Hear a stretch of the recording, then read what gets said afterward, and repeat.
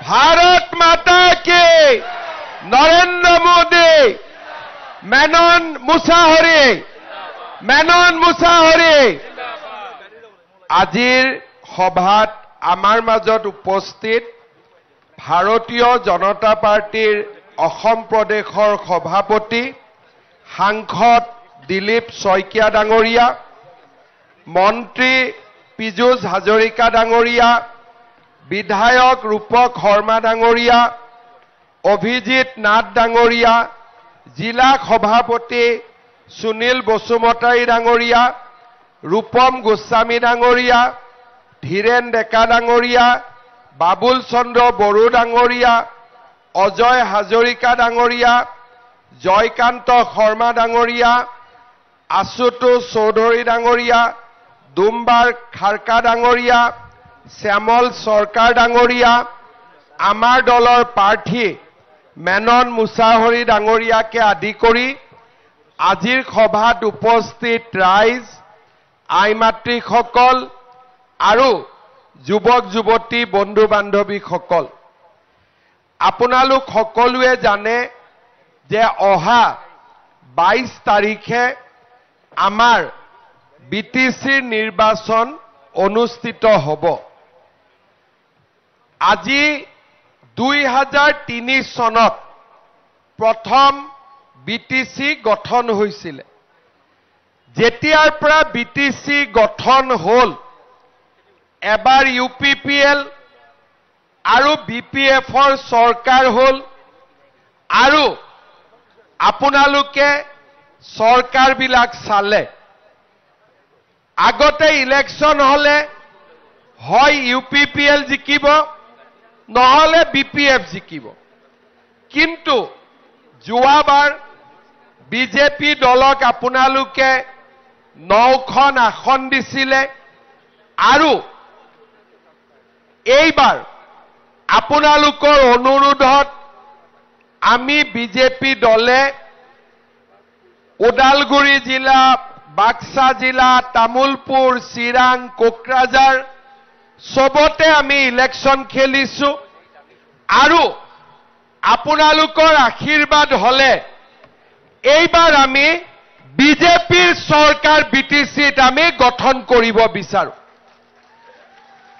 কিয় আমাক বিটিচিৰ চৰকাৰ লাগে আজি আপোনালোকে চাওক আমাৰ অসমত আৰু বিটিচিত অসমৰ পৰা আমি চৰকাৰে টকা পইচা দিওঁ আৰু বিটিচিৰ কাম কোনে কৰে বিটিচিৰ চৰকাৰখনে বিটিচিৰ কাম কৰে মাটিৰ কামো বিটিচিয়ে কৰে উন্নয়নৰ কামো বিটিচিয়ে কৰে আমি চৰকাৰখনক টকা পইচা দিওঁ আৰু 5 বছৰৰ মূৰত আমি আপোনালোকৰ মাজলৈ আহো মই যেতিয়াই আহো যোৱাবাৰো আমি ইয়াত ইলেকশনত হাৰিছিলো যোৱাবাৰো যেতিয়া মই ইলেকশনত আহিছিলো তেতিয়াও মাটিৰ সমস্যা আজি মই আকৌ 5 বছৰ পিছত আহিছো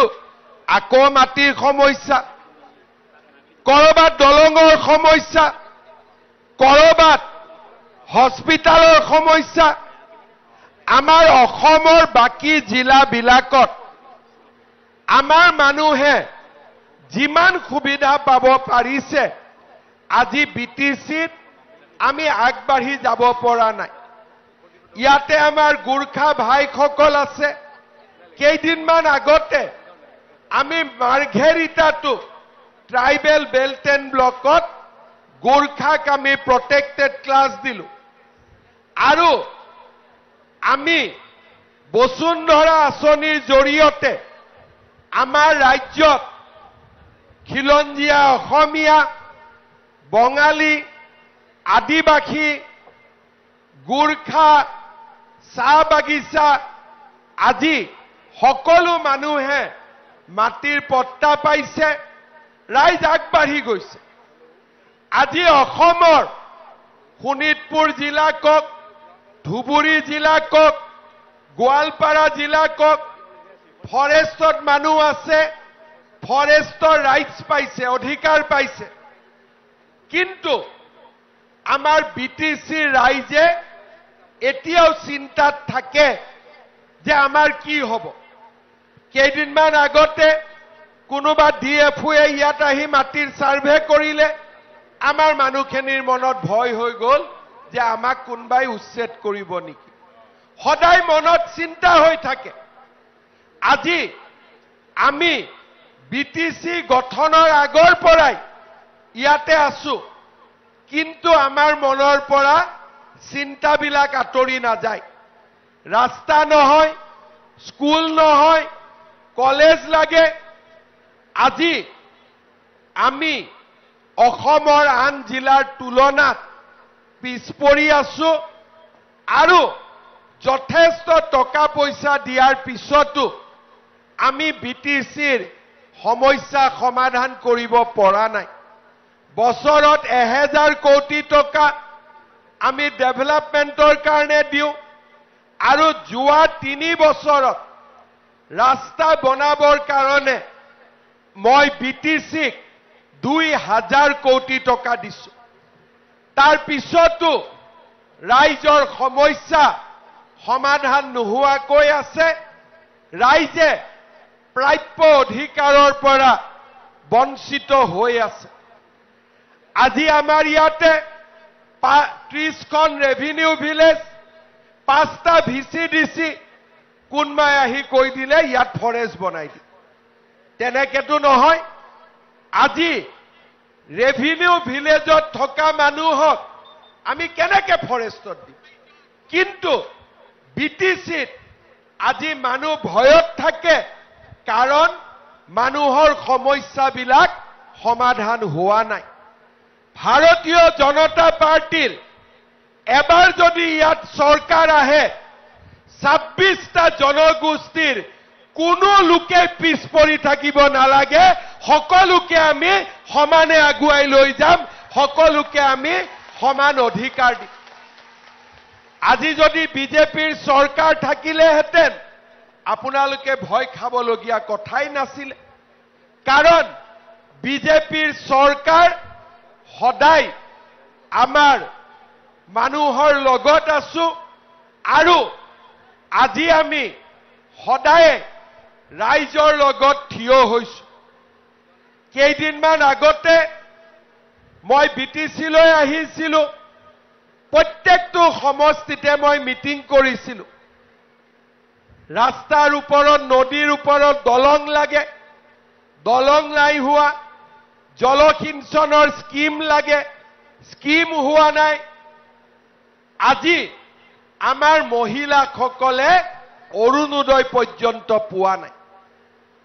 আজি আমাৰ ৰাইজে প্ৰধানমন্ত্ৰীৰ ঘৰ পোৱা নাই, আৰু আমাৰ ৰাইজে মাটিৰ অধিকাৰ পৰ্যন্ত পোৱা নাই। কিমান দিন ৰখিব আপোনালোকে? কিমান দিন ৰখিব? বোলে অৰুণোদয় পোৱা নাই, কিয় পোৱা নাই? বোলে ভিচিডিচিক 300-400 টকা দিব লাগে ফৰ্ম কিনোতে। বোলে ঘৰ কিয় পোৱা নাই? বোলে ভিচিডিচিক 10,000 টকা দিব লাগে ঘৰ লওঁতে। মই ঠিকে কৈছো নে নাই? আৰু ৰেচনত প্ৰধানমন্ত্ৰী ডাঙৰীয়াই যি চাউল পঠাই দিয়ে, তাকো ইন্দুৰে কুটি কুটি ৰাখে। পুৰা চাউল আপোনালোকে নাপায়। হয় না নহয়? নহয়। চাকৰি কথাটো বাদেই দিলো। আজি আমাৰ অসমত 40 লাখ মহিলাই অৰুণোদয় আঁচনি পাইছে। 45 লাখ মহিলাই মহিলা উদ্যমিতা আঁচনিৰ 10,000 টকা পাইছে। আজি আমাৰ অসমত 26 লাখ পৰিয়ালে প্ৰধানমন্ত্ৰীৰ ঘৰ পাইছে। আজি আমাৰ অসমত 62 লাখ পৰিয়ালে প্ৰধানমন্ত্ৰীৰ আয়ুষ্মান ভাৰত পাইছে। ৰেচন কাৰ্ডত চাউল পাইছে। কিন্তু আমাৰ বিটিচিত সেই অধিকাৰৰ পৰা আমি বঞ্চিত হৈ আছো। বোলে কোনে লিষ্ট বনাব ঘৰ দিয়ে প্ৰধানমন্ত্ৰীয়ে লিষ্ট বনাব ভিচিডিচি আৰে অৰুণোদয় মই দিও বোলে লিষ্ট কোনে বনাব বোলে ভিচিডিচিয়ে বোলে প্ৰধানমন্ত্ৰীৰ ঘৰ কাক টকা দিব লাগিব বোলে ভিচিডিচি কেনেকৈ আপোনালোকৰ উন্নতি হ'ব সেই কাৰণে অলপ আগতে মই ভেৰগাঁৱত কৈ আহিছো যে বিজেপিৰ চৰকাৰ হলে গোটেই ভিচিডিচি বিলাকক গাঁতৰ তলত সোমাই দিম গোটেই ভিচিডিচি গাঁতৰ তলত সোমাই দিম যেনেকে অসমত আমি টকা নিদিয়াকৈ ৰাইজক 1.5 লাখ চাকৰি দিছো বিটিচিৰ ৰাইজে চাকৰি পাবৰ কাৰণে কিয় টকা দিব লাগে অৰুণোদয় ফৰ্মৰ কাৰণে কিয় টকা দিব লাগে ঘৰৰ কাৰণে কিয় টকা দিব লাগে যুগ যুগ ধৰি বিটিচিত থকাৰ পিছতো মাটিৰ কাৰণে আমাৰ ৰাইজে কিয় কান্দিব লাগে কিয় কান্দিব লাগে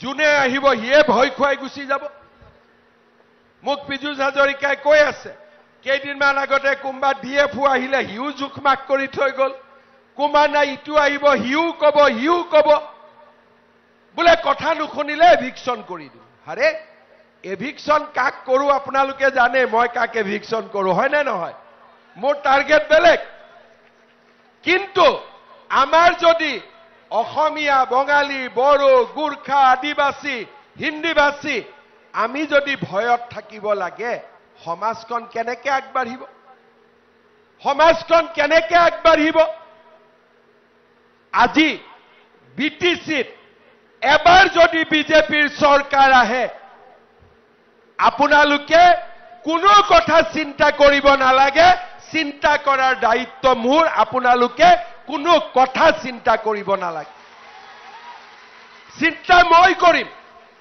আজি যেনেকে 40 লাখ মাক অৰুণোদয় আঁচনি দিছো কোনেও টকা ল'ব পৰা নাই কিন্তু বিটিচিত আমি কৰিব নোৱাৰো আমাৰ চৰকাৰ নাই 26 লাখ মানুহে ঘৰ পাইছে বিটিচিত ঘৰ পোৱা নাই ঘৰ পালে 10,000 টকা দিব লাগে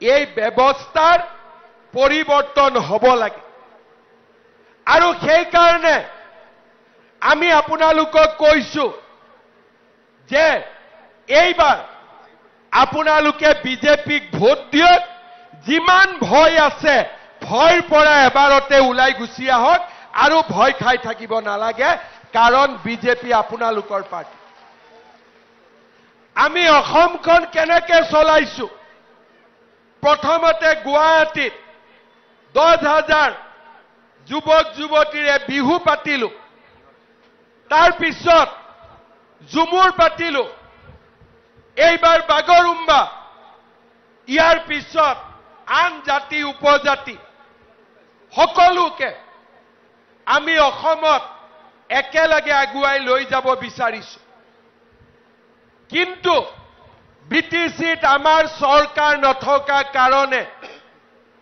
আজি আমি আগবাঢ়িব পৰা নাই ৰাইজে এতিয়াও পিছ পৰি আছে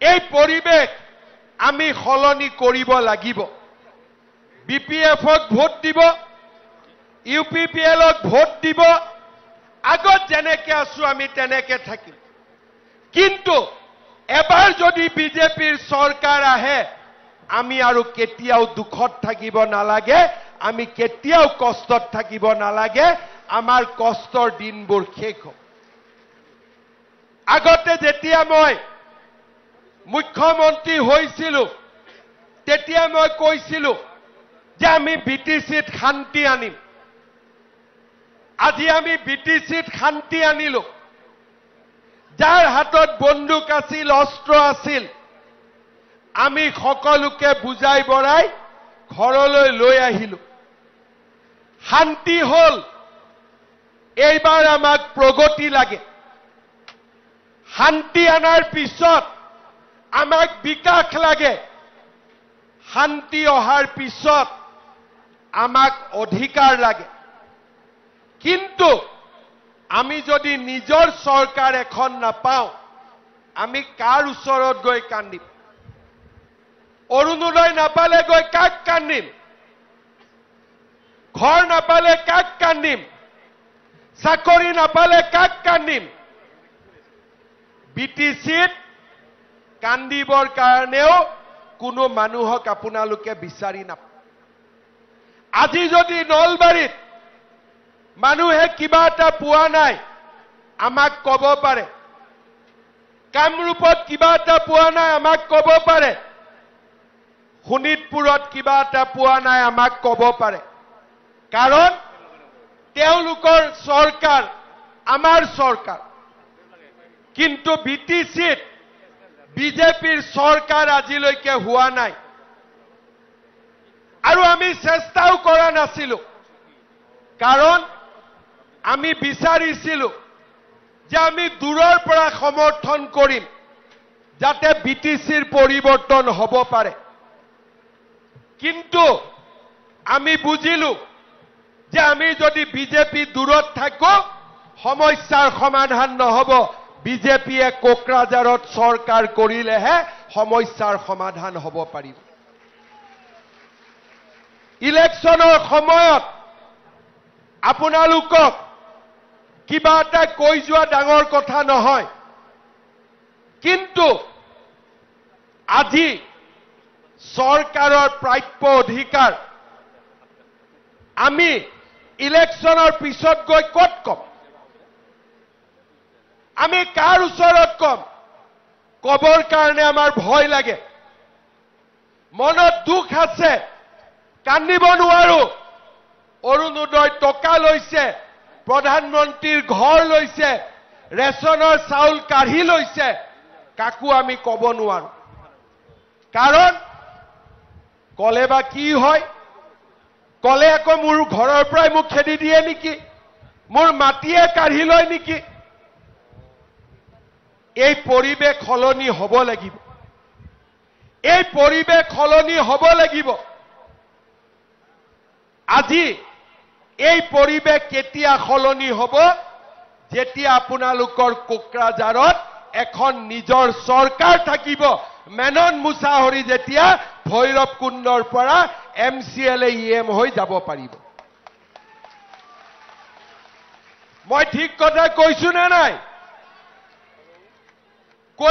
নাই সদায় আমি এনেকৈ থাকিম নে আমি আমাৰ প্ৰাপ্য সুবিধাখিনি আমি বিচাৰি লম অহাকালি বিজেপিৰ নিৰ্বাচনী ঘোষণাপত্ৰ আমি প্ৰকাশ কৰিম আমি তাত কম যে 5 লাখ মহিলাক আমি অৰুণোদয় দিম তাৰ মানে 300 টকাকৈ 5 লাখৰ পৰা VCDCয়ে পইচা উঠাই ল'ব ঠিক কৈছো না নাই মই আমি কিয় দিম সিহঁতৰ ঘৰৰ পইচা নেকি সিহঁতে দিব নেকি পইচা আমি কৈছো কালি আমাৰ মেনিফেষ্টত আমি কম যে 5 লাখ মহিলাক আমি মহিলা উদ্যমিতা দিম 5 লাখ পৰিয়ালক অৰুণোদয় দিম লগতে গেছ কিনিবৰ কাৰণেও আৰু 250 টকা আমি বেছিকৈ দিম ৰেচন কাৰ্ডত 1 নৱেম্বৰৰ পৰা আমি চাউলৰ লগতে কম দামত চেনিও দিম নিমখো দিম আৰু আমি আপোনালোকক দালিও দিম কিন্তু ইয়াতে কি হয় ইয়াতে বস্তাটোত ইন্দুৰটো অলপ কাটি লয় হয় না নহয় ইন্দুৰে কুটে না নাই নুকুটে ইয়াতে তো ইন্দুৰ বিলাকক মাৰিব লাগে না নাই কোনে কৰিব পাৰিব মামাই কৰিব পাৰিব নে নাই মামাৰ ওপৰত বিশ্বাস আছে নে নাই আপোনালোকে এবাৰ বিজেপিৰ চৰকাৰ বনাও বাকি টেনশন খাব নালাগে কি ফৰেষ্ট কি ৰেভিনিউ কি কাগজ আছে কি কাগজ নাই সব মামাৰ দায়িত্ব মামাই ঠিক কৰি দিব কোনো চিন্তাৰ কোনো কাৰণ নাই বাস আপোনালোকৰ কাম ভোট দিয়াৰ আৰু মামাৰ কাম আপোনালোকৰ মূৰৰ পৰা টেনচন নোহোৱা কৰি দিয়া কোনো টেনচন নাই বাজ হৈ গল খালি ধুনীয়াকৈ ফুৰ্তি ফাট্টা কৰি থাকিব লাগে মিলা মিছা কৰি থাকিব লাগে বিটিচিৰ কাম ভৈৰৱ কুণ্ডৰ কাম আমাৰ ৰাইজৰ কাম আমি কৰিম কাৰণ দিল্লীতো আমাৰ চৰকাৰ দিছপুৰতো আমাৰ চৰকাৰ কোকৰাঝাৰতো আমাৰ চৰকাৰ এমপিও আমাৰ দিলীপ শইকীয়া সকলো কাম আমি কৰি কৰি গৈ থাকিম মানুহে কয় ডাবল ইঞ্জিন চৰকাৰ মিনন মুছাহৰি ইএম হলে মোদীজীয়েও তেল ভৰাব গাড়ীত ময়ো তেল ভৰাম দিলীপ শইকীয়াও তেল ভৰাব আপোনালোকেও আশীৰ্বাদ দিব গাড়ী 120 স্পীডত দৌৰি থাকিব পুৰা যিবিলাক উঠিছে মই কাৰো কথা বেয়াকৈ নকওঁ কাৰণ আমি এটা সিদ্ধান্ত লৈছো যে আমি বিপিএফকো সমালোচনা নকৰো ইউপিপিএলকো সমালোচনা নকৰো কিন্তু এটা কথা মই আপোনালোকক কম সকলোকে এবাৰ আপোনালোকে চালে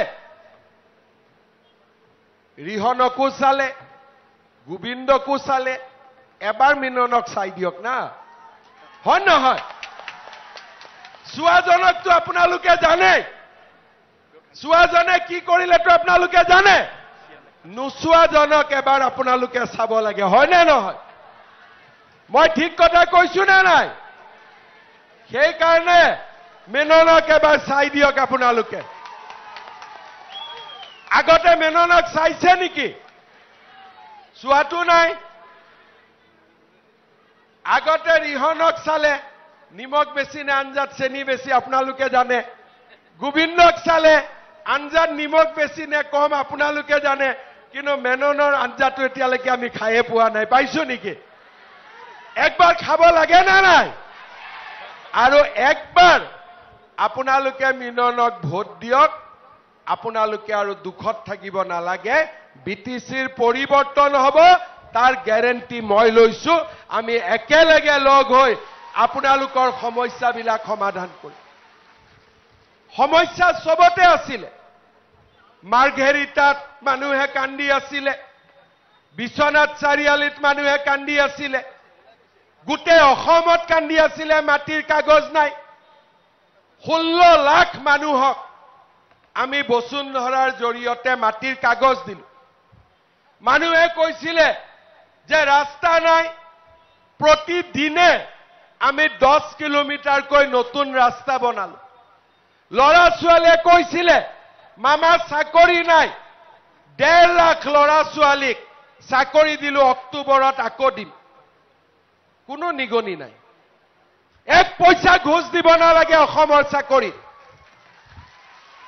যেনেকে অসমৰ চাকৰিত 1 টকাও দিব নালাগে বিটিচিৰ চাকৰিটো আমি নিকা কৰিব লাগে নে নালাগে লাগে না নালাগে আৰু তাৰ কাৰণে এবাৰ আপোনালোকে ভোট দিয়ক পদুমৰ চিনত ভোট দিয়ক আমাৰ সমস্যাসমূহ আমি সমাধান কৰিব লাগে এনেওতো টকা মোদী ডাঙৰীয়াই দি আছে টকা দিছপুৰে দি আছে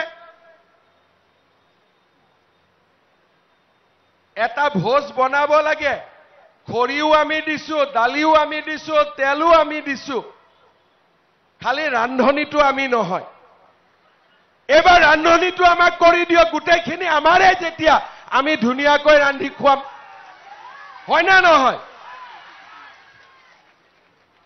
প্ৰধানমন্ত্ৰীয়ে ঘৰ দিয়ে মই অৰুণোদয় দিও আয়ুষ্মান ভাৰত দিও সব আমি দিও খালি আমি বিলাব নোৱাৰো বিলাই দিয়ে ভিসি দিছিয়ে তাৰ জায়গাত এবাৰ আমি বিলাই দিম আমাকতো টকা নালাগে হয় না নহয় হেকাৰণে মই ভেৰগাঁৱত কৈ আহিছো বিজেপিৰ চৰকাৰ হলে এবাৰ ভিসি দিছি বিলাকক গাতৰ তলত হুমাই দিম যা ইয়াতে থাক কেইটামান দিন ইয়াতে থাক মানুহক দিগদাৰ কৰিব নালাগে কিয় আমি ভিসি দিছিৰো ইলেকশন পাতিম যাতে মানুহ ভাল মানুহক আপোনালোকে ভিসি দিছি কৰিব পাৰে আপোনালোকৰ মতে ভিসি দিছি হ'ব দালাল ভিসি দিছি হ'ব নোৱাৰে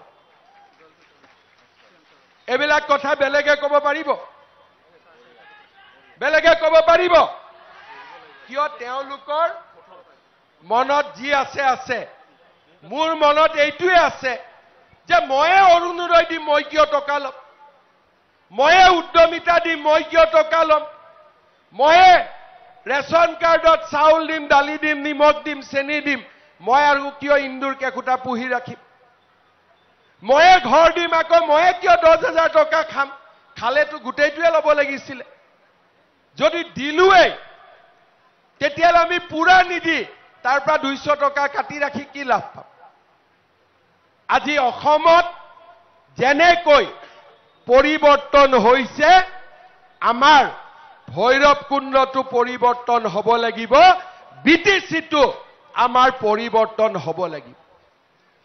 সেইকাৰণে ৰাইজক মই কওঁ, BPF-ক চালে বহুবাৰ, UPPL-ক চালে একবাৰ, বিজেপিক চাওক এইবাৰ।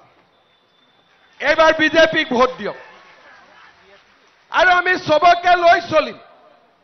কোনো বাহিৰত নাযায়, সবকে লৈ 26টা জনগোষ্ঠী আৰু সকলোকে লৈ আমি চলিম, যাতে আমাৰ BTCত শান্তি হয়, মানুহে দুখ কৰিব নালাগে আৰু সকলো ৰাইজে সকলো অধিকাৰ পাব পাৰে। আজি মই মিটিঙত আহিছো, মেননে মোক কৈছে যে ছাৰ আপুনি কৈ যাওক 30খন ভিলেজ 1960ৰ পৰা আছে, যাতে ফৰেষ্টলৈকে নাযায়। আৰে কিয় যাব লাগে এইবিলাক? 1960ৰ ভিলেজ কেনেকে ফৰেষ্ট হ'ব? কোনে ফৰেষ্ট কৰিব? হিমন্ত বিশ্ব শৰ্মা থাকালৈকে কোনেও কৰিব নোৱাৰে। কাৰণ অসমৰ মুখ্যমন্ত্ৰী মই, চহী লাষ্টত মোৰ লাগিব। যোনে য'ত যি কৰে কৰিবলৈ পাৰিব, কিন্তু লাষ্টত চহীটো কাৰ লাগিব? কাৰ লাগিব? আৰু মামাইতো চহী নিদিয়ে, কাৰণ ভাগিন আছে, বাইদেউ আছে, দাদা আছে, হয় নে নহয়? খালি মামাই এটা ফিজ ল'ব। কি ফিজ ল'ব? ইয়াত আহিলে নেক্সট টাইম পিঠা তিঠা খুৱাব লাগিব। হ'ব? যেতিয়া মেনন জিকিব, ভৈৰৱকুণ্ডত মেননে এটা সৰুকৈ খানা দিব, খানাটো খাব ময়ো আহি যাম আৰু আমি চবে একেলগে খাম। চেল পিঠা তেল পিঠা বনিব লাগিব, হয় নে নহয়? মামাক খুৱাব নে নাই? খুৱাব। তাৰ পিছত ৰাইজে মোক কৈছে যে আমাৰ ভৰলা নদীৰ ওপৰত শান্তিপুৰ আৰু ভৰলাক লগ লগাই এখন ধুনীয়া দলং বনাই দিব লাগে। লাগে নে নালাগে? কোনে বনাব পাৰিব? ব্ৰহ্মপুত্ৰৰ ওপৰত দলং কোনে বনাই আছে? পাগলাদিয়াৰ ওপৰত দলং কোনে বনাই আছে? তেতিয়াহ'লে ভোটটো কাক দিব লাগিব? হা? দিব লাগিবতো।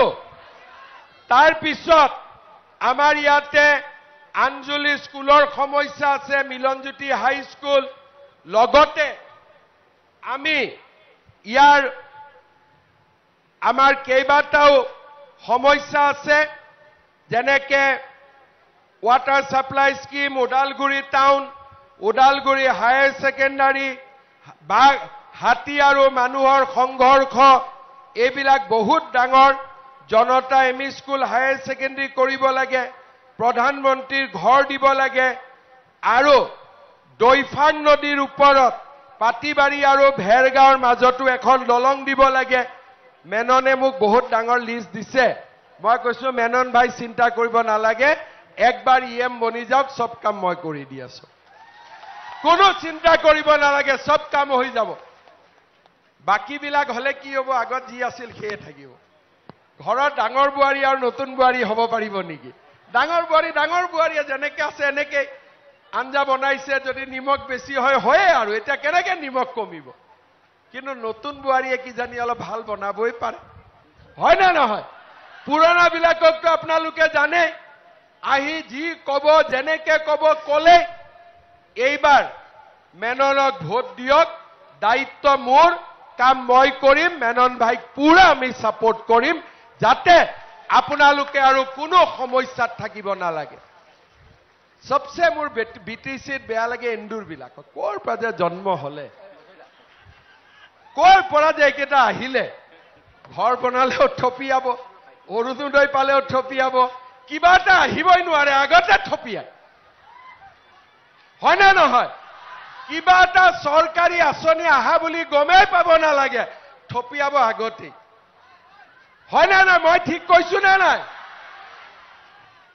কিন্তু আপোনালোকে অলপ কব ভয় কৰে কিজানি কিবা গণ্ডগোল হৈ যায় কিন্তু মইতো ভয় নকৰো কাৰণ মই ভয় কৰিলে ৰাজ্যটো নচলিব মুখ্যমন্ত্ৰীয়ে ভয় কৰিব পাৰিব নেকি সেই কাৰণে মামাই ভয়ও নকৰে মামা ইলেকশনৰ পিছতেই মৰম কৰি ইহঁতক কব যে তহঁতি বহি দে আৰু যি খালি আৰু 15-20 বছৰ পেট ডাঙৰ হৈ গল আৰু বহি দে এতিয়া গৰীব মানুহক আমি ডাইৰেক্টলি কামখিনি কৰি দিব লাগে হয় না নহয় কোন কোন মহিলাই অৰুণোদয় পোৱা নাই হাত ডাঙক বেলেগ জায়গাত মই কি খুদু জানেনে কোনে কোনে পাইছে হাত ডাঙক ইয়াতে মই জানো পুৱাক হাত ডাঙিব কৈ লাভ নাই পুৱা মানুহ কম নোপোৱা মানুহ বেছি হয় না নহয় আৰু এবাৰ হাত ডিঙক নাই পোৱা কোনবিলাক বঢ়িয়া পাইছে কোনবিলাক হাত ডাঙক এই চক মই আগতে কৈছো নহয় পুৱা কম নোপোৱা বেছি তাৰ মানে ইয়াত এন্দুৰো বেছি সেইকাৰণে ইলেকশনৰ পিছত 2 মাহ সময়ৰ ভিতৰত সকলো মহিলাই ঘৰে ঘৰে অৰুণোদয় পাব গ্যাৰেন্টি মোৰ মহিলা উদ্যমিতা পাব ৰেশন কাৰ্ডত চাউল পাব দালি পাব নিমখ পাব চেনি পাব লৰা ছোৱালীয়ে ঘোষ নিদিয়াকৈ চাকৰি পাব নিযুত মইনা পাব ব্যৱসায় বাণিজ্য কৰিবৰ কাৰণেও চৰকাৰৰ পৰা টকা পাব যেনেকে দৰঙত পায় তেনেকে ওদালগুৰিটো পাব লাগিব অহা 14 তাৰিখে প্ৰধানমন্ত্ৰী মংগলদৈত আহিব মেডিকেল কলেজ হ'ব আমাৰ ওদালগুৰিটো হ'ব লাগে নে নাই ঢেকিয়াজুলিত আছে মংগলদৈত আছে মাজত কি থাকি গল কোনে কৰিব লাগিব ভোট কাক দিব লাগিব বাস বুজি পাই গৈছে সব ইনডাইৰেক্টলি এতিয়াওতো পইচা আমিয়ে দিব লাগে কামটোতো আমিয়ে কৰো খালি কি কৰিব লাগে গাড়ীখন আমি চলাব নোৱাৰো পিছৰ সিটত বহি থাকিব লাগে এবাৰ যদি আমি ড্ৰাইভাৰ হৈ গলো ফটাফট আপোনালোকে গুৱাহাটী পাই গল গুৱাহাটীৰ পৰা ওদালগুৰি পাই গল ফটাফট কাম শেষ হয় না নহয় সেই কাৰণে এতিয়া বন্দুক তন্দুকো নাই ভয় তই খাব কোনো দৰকাৰ নাই ইলেকশনৰ দিনা ৰাতিপুৱাই ভগৱানক চিন্তা কৰি যে মোৰ দুখ আৰু আজিৰ পৰা শেষ হওক বিটিসিৰ দুখ শেষ হওক মাটিবাৰীৰ কাৰণে আৰু জীৱনত নাকান্দু একবাৰ মেননক ভোট দি দিলো যা যি হ'ব সকলোৱে ভোট দিব এতিয়া ভেৰগাঁৱৰ ৰাইজে কৈছে যে ভোট দিমেই ভৈৰৱকুণ্ডত জিকিমেই অলপ পিছত গুৰেশ্বৰ যাম তাতো জিকিমই এইবাৰ কোকৰাঝাৰত বিজেপিৰ চৰকাৰ আমি কৰিম সকলোকে লগত লৈ মানুহৰ চকুৰ পৰা চকুলো মচিম সকলো মানুহ আগবাঢ়িব পাৰিব আমাৰ বিটিসিৰ ডেকা লৰা আই মাতৃ সকলোৱে শান্তি আৰু সমন্বয়ৰ মাজেৰে আগবাঢ়িব আৰু এই ফৰেষ্টৰ চিন্তা আপোনালোকে নকৰিব সহি মোৰ লাগিবতো হয় না নহয় গতিকে আজিৰ পৰা এইটো চেপ্টাৰ আপোনালোকে বন্ধ কৰি দিয়ক মামাই যদি সহি নামাৰো বুলি কয় কোনেও মৰুৱাব নোৱাৰে বাস জামেলা শেষ আজিৰ পৰা এইবিলাক শেষ কৰক আৰু ধুনীয়াকৈ মেননক জিকাই দিয়ক আৰু একেলগে আমি এখন সুন্দৰ বিটিসিৰ নিৰ্মাণ কৰিম সুন্দৰ অসমৰ নিৰ্মাণ কৰিম সুন্দৰভাৱে আগুৱাই যাম সকলোৱে মোৰ লগত মেননক আশীৰ্বাদ দি সকলোৱে মোৰ লগত একেলগে কব ভাৰত মাতা কি